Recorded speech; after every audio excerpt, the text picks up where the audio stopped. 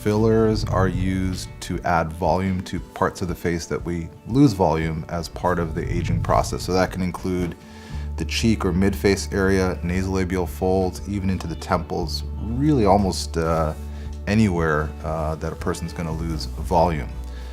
Again, lots of different types of fillers. They vary by the material that they're made of, which then dictates how long that filler will last. So there's a whole bunch of fillers that are made of something called hyaluronic acid. Those last for about 6 to 12 months.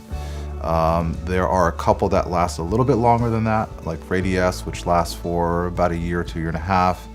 And there's another one, Sculptra, which lasts for about 2 years. But Bellafill is unique in that it's the only one that'll last for 5 years and even longer. It's FDA approved, very well studied, so we know it's very safe. And again, it has a huge advantage in that it lasts so much longer than other fillers.